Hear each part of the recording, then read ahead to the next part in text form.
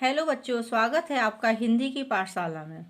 आज हम कक्षा 10वीं की स्पर्श पाठ्य पुस्तक का गद्य खंड पढ़ाएंगे और इसका गद्य खंड का दूसरा लेसन पढ़ाएंगे। इस लेसन का नाम है डायरी का एक पन्ना, जिसके लेखक हैं सीताराम शेख सरिया। इसकी जो हमने आपको जो व्याख्या थी और जो सारांश था लेसन का, वो हम आपको पढ़ा चुके हैं। अब इसके हम आपको प्रश्न उत्तर पढ़ाएंगे।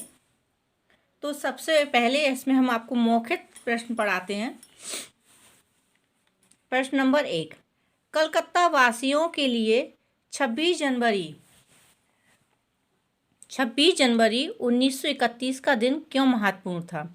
हमने आपको पूरी समरी बताई थी आपको इस लेसन की। तो आपको अगर आपने समरी अच्छे से पढ़ी है तो ये सारे आंसर आपको सारे आ जाएंगे, सारे प्रश्न आपको बन जाएंगे कि हाँ क्या इसमें क्या लिखना है। फिर भी मैं आपको एक बार बता देती हूँ आंसर भी सारे, और आप भी इनको पढ़ लें। तो 26 जनवरी 1931 को स्वतंत्रता दिवस की पुनरावृत्ति थी और इस बार कलकत्ता में इसकी तैयारी जोरों पर थी, इसलिए कलकत्ता वासियों के लिए यह दिन महत्वपूर्ण था। प्रश्न नंबर 2, सुभाष बाबू के जुलूस का भार किस पर था। तो इसका उत्तर है सुभाष बाबू के जुलूस का भार पूर्णदास पर था। प्रश्न नंबर 3, विद्यार्थी संघ के मंत्री अविनाश बाबू के झंडा गाड़ने पर क्या प्रतिक्रिया हुई।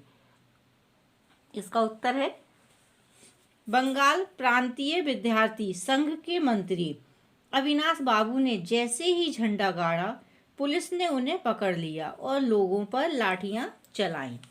प्रश्न नंबर 4, लोग अपने अपने मकानों व सार्वजनिक स्थलों पर राष्ट्रीय झंडा फहराकर किस बात का संकेत देना चाहते थे। तो इसका उत्तर है लोग अपने अपने मकानों व सार्वजनिक स्थलों पर राष्ट्रीय झंडा फहराकर बताना चाहते थे कि वे अपने को आज़ाद समझकर आज़ादी मना रहे हैं। इसमें जोश और उत्साह है, और जो ये उत्साह आज़ादी मना रहे थे उसमें क्या था, उनको जोश और उत्साह भी था। प्रश्न नंबर 5, पुलिस ने बड़े बड़े पार्कों और मैदानों को क्यों घेर लिया था। उत्तर, आज़ादी मनाने के लिए पूरे कलकत्ता शहर में जनसभाओं और झंडारोहण उत्सवों का आयोजन किया गया, इसलिए पार्कों और मैदानों को घेर लिया गया। हमने आपको इसके मौखिक आंसर बता दिए हैं, वो एक बार जल्दी से समझा दिए, बता दिए। बकाया आप पढ़ लेना। तो आपने अगर समरी और लेसन अच्छे से पढ़ा हुआ है तो आपको आंसर वैसे ही बन जाएंगे सारे। अब हम आपको इसके लिखित का खंड बताते हैं। लिखित आंसर में जो का खंड है उसका पहला प्रश्न है 26 जनवरी 1931 के दिन को अमर बनाने के लिए क्या क्या तैयारियां की गईं। जो 26 जनवरी 1931 का दिन था उसको अमर बनाने के लिए क्या क्या तैयारी की गई थी कलकत्ता में, उन तैयारियों के बारे में इसमें बताना है। तो 26 जनवरी 1931 के दिन को अमर बनाने के लिए काफ़ी तैयारियां की गई थी। केवल प्रचार ही जो प्रचार हुआ था उसमें ही 2000 रुपये खर्च किए गए थे, और कार्यकर्ताओं को उनका कार्य घर जाकर समझाया गया कि जो कार्यकर्ता थे तो उनको घर घर जाके समझाया गया था कि आपको क्या कार्य करना है। कलकत्ता शहर में जगह जगह झंडे लगाए गए थे, कई स्थानों पर जुलूस निकाले जा रहे थे और झंडा फहराया जा रहा था। टोलियां बनाकर लोगों की भीड़ उस स्मारक के नीचे इकट्ठी होने लगी जहां सुभाष बाबू झंडा फहराने वाले थे और स्वतंत्रता की प्रतिज्ञा पढ़ने वाले थे। उन्होंने पहले ही बता दिया था कि हम ये स्मारक के नीचे झंडा फहराएंगे और स्वतंत्रता की प्रतिज्ञा पढ़ेंगे। तो वहाँ पे सब लोग इकट्ठे होने लगे थे जहाँ पे सुभाष बाबू थे ना, वो झंडा फहराने वाले थे। प्रश्न नंबर 2, आज जो बात थी वह निराली थी। किस बात से पता चल रहा था कि आज का दिन अपने आप में निराला है, स्पष्ट कीजिए। इसमें बोल रहे हैं कि जो आज बात थी वो निराली थी, तो किस बात से पता चल रहा है कि आज जो बात है वो निराली है। तो इसको स्पष्ट करना है, इस बात को स्पष्ट करना है। तो कैसे स्पष्ट किया करेंगे, उत्तर में देख लेते हैं। आज का दिन इसलिए निराला था क्योंकि आज के ही दिन पहली बार सारे हिंदुस्तान में स्वतंत्रता दिवस मनाया गया था। कब मनाया गया था? 1930 में।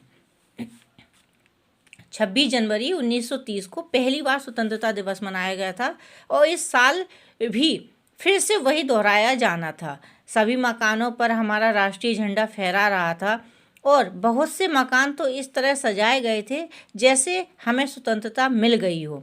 इस स्मारक के नीचे जहाँ शाम को सभा होने वाली थी, उस जगह को तो सुबह के 6 बजे से ही पुलिस ने बड़ी संख्या में आकर घेर रखा था।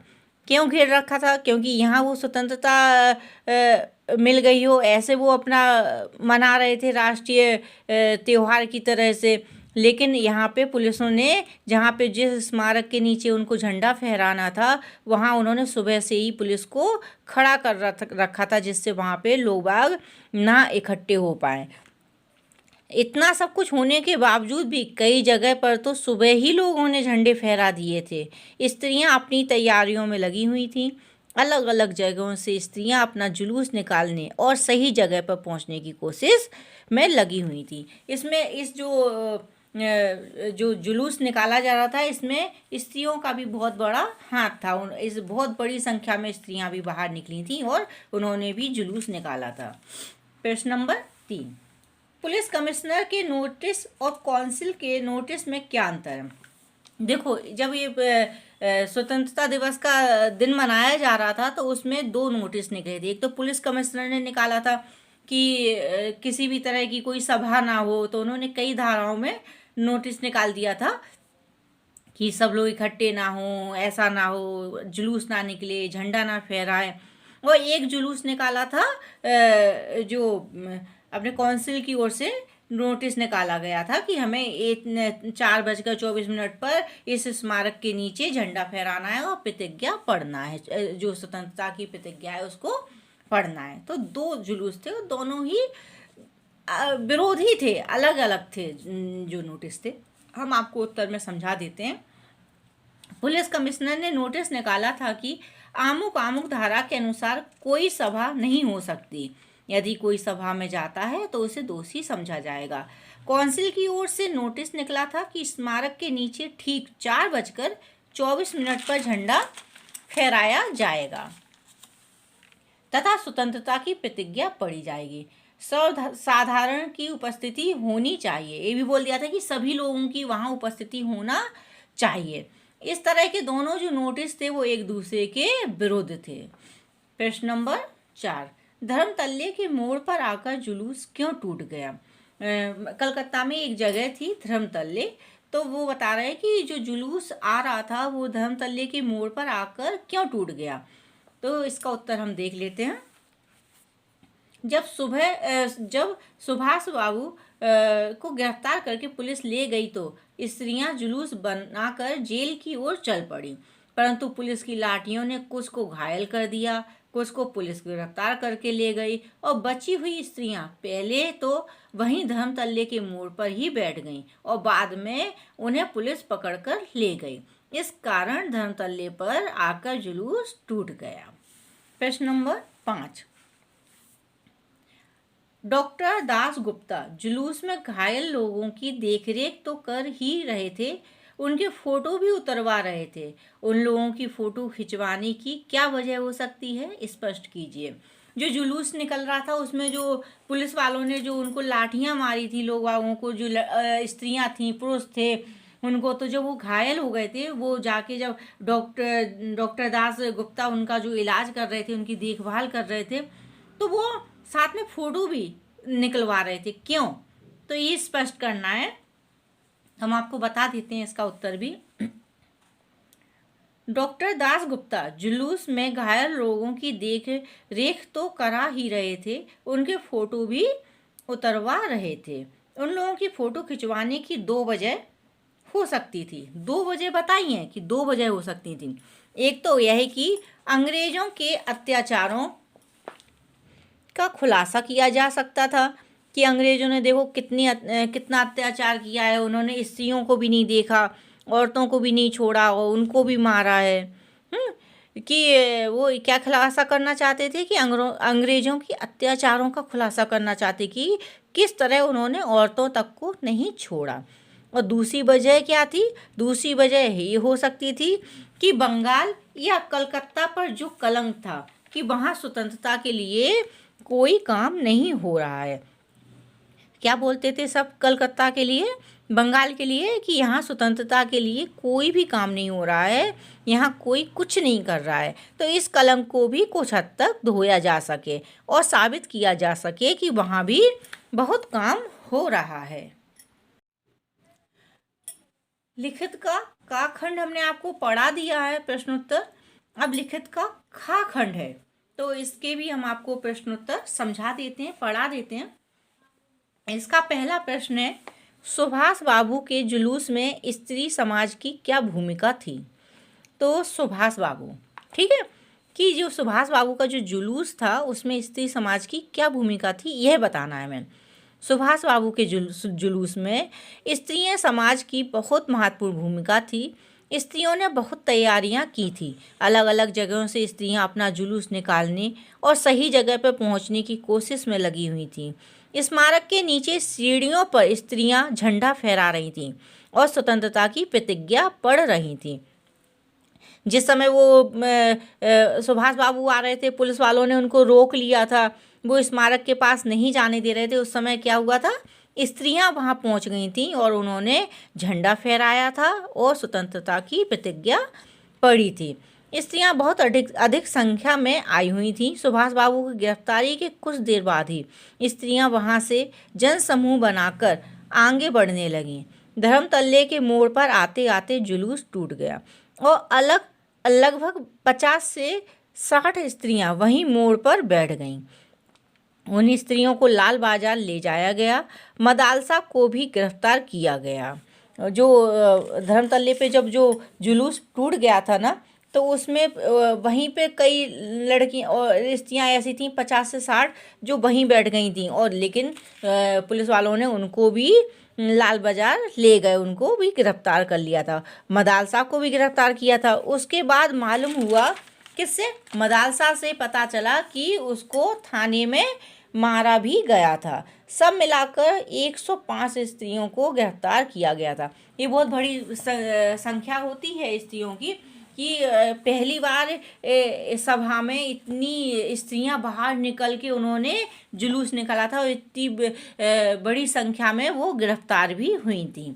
अब हम आपको इसका प्रश्न नंबर 2 पढ़ाते हैं। प्रश्न नंबर 2, जुलूस के लाल बाजार आने पर लोगों की क्या दशा हुई? जब सुभाष बाबू को गिरफ्तार करके पुलिस ले गई तो स्त्रियां जुलूस बनाकर जेल की ओर चल पड़ीं। उनके साथ बहुत बड़ी भीड़ भी इकट्ठी हो गई, परंतु पुलिस की लाठियों ने कुछ को घायल कर दिया, कुछ को पुलिस गिरफ्तार करके ले गई और बची हुई स्त्रियां वहीं धर्मतल्ले के मोड़ पर बैठ गईं। भीड़ ज़्यादा थी तो आदमी भी ज़्यादा जख्मी हुए, कुछ के सर फटे थे और खून बह रहा था। अब प्रश्न नंबर 3 हम आपको पढ़ा देते हैं। ये आंसर 2 वाला तो समझ में आ गया होगा ना, इसको हम आपको पहले भी यहाँ समझा चुके हैं दूसरे आंसर में भी। तो इसका प्रश्न नंबर 3, जब से कानून भंग का काम शुरू हुआ है तब से आज तक इतनी बड़ी सभा ऐसे मैदान में नहीं की गई थी, और यह सभा तो कहना चाहिए कि ओपन लड़ाई थी। जो ये सभा हो रही थी ओपन लड़ाई थी, क्योंकि उन्होंने बोल दिया था कि हम झंडा फहराएंगे, स्वतंत्रता की प्रतिज्ञा करेंगे, तो ओपन ही लड़ाई थी। तो यहाँ पर कौन से और किसके द्वारा लागू किए गए कानून को भंग करने की बात कही गई है? क्या कानून भंग करना उचित था? पाठ के संदर्भ में अपने विचार प्रकट कीजिए। उत्तर, यहाँ पर अंग्रेज प्रशासन द्वारा सभा न करने के कानून को भंग करने की बात कही है। ये कानून वास्तव में भारतवासियों की स्वतंत्रता को कुचलने वाला कानून था। कौन से कानून भंग करने की बात की है? वो जो भारतवासियों की स्वतंत्रता को कुचलने वाला कानून था, वह कानून को कुछ भंग करने की बात कही है। अतः इस कानून का उल्लंघन करना सही था। उस समय हर देशवासी स्वतंत्रता के लिए अपना सब कुछ त्यागने के लिए तैयार था और अंग्रेजी हुकूमत ने सभा करने, झंडा फहराने और जुलूस में शामिल होने को गैर कानूनी घोषित कर दिया था। अंग्रेजी प्रशासन नहीं चाहता था कि लोगों में आज़ादी की भावना आए, परंतु अब हर देशवासी स्वतंत्र होना चाहता था। उस समय कानून का उल्लंघन करना सही था। प्रश्न नंबर 4। बहुत से लोग घायल हुए, बहुतों को लॉकअप में रखा गया, बहुत सी स्त्रियां जेल गईं, फिर भी इस दिन को अपूर्व बताया गया।